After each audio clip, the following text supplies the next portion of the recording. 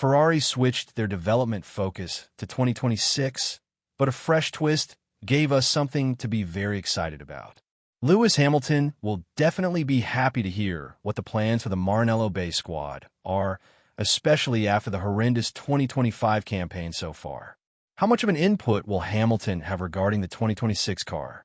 And more importantly, is the team ready to adapt the car more towards his driving style after all the feedback provided so far? Ferrari's development in 2025 became one of the most questionable decisions that the team has ever made, and we know they've made quite a lot of those. In 2024, their cars seemed to be on track to catch up with McLaren, but it ended up as one of the most free-falling cars in terms of development curve.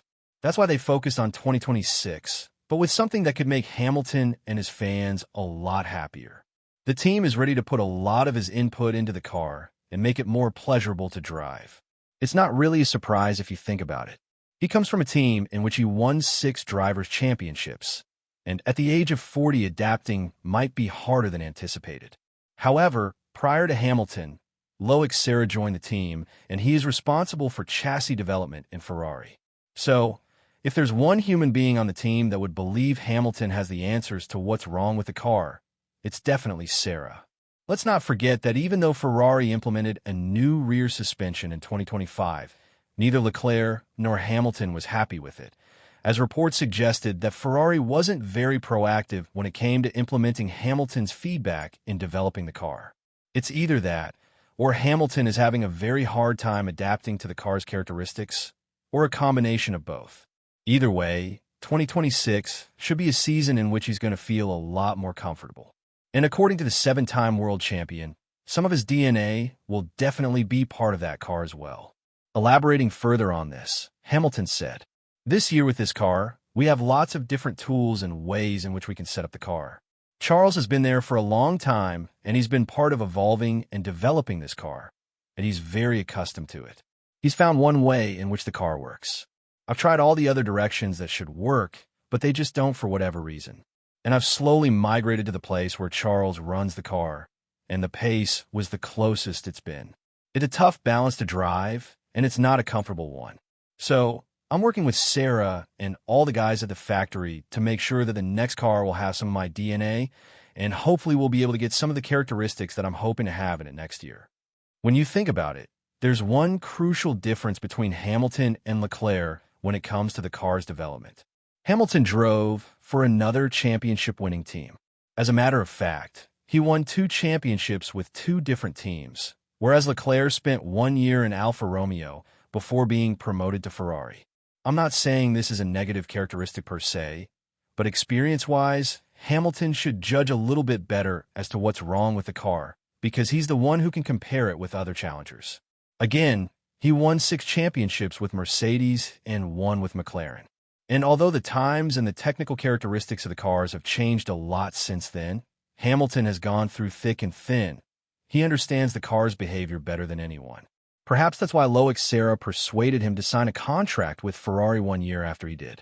This belief is shared by Simon Lazenby, the Sky F1 pundit, who believes that senior performance engineer Jacques Clear is highly likely urging Ferrari to take Hamilton's feedback seriously if they want a real performance turnaround.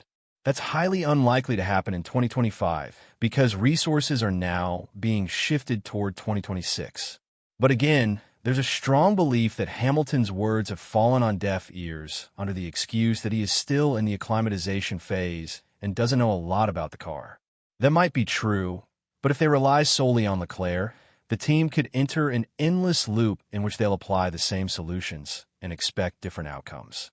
Elaborating further, Lazenby said, "Lewis, who since 2008 has won 7 world championships, while Ferrari in the meantime has brought home 0, means accepting and therefore marrying his vision of work in the car.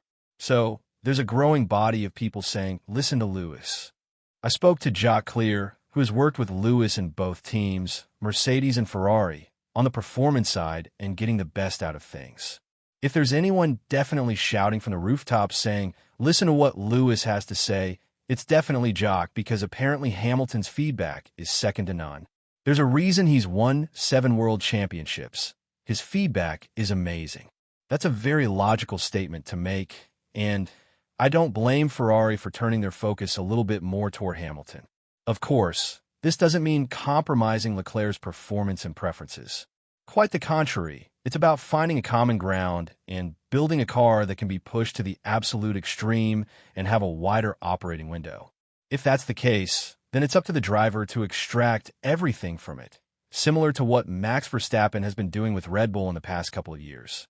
They don't want the type of limitations the Austrian team has, and that would further hinder the development of the Maranello-based squad.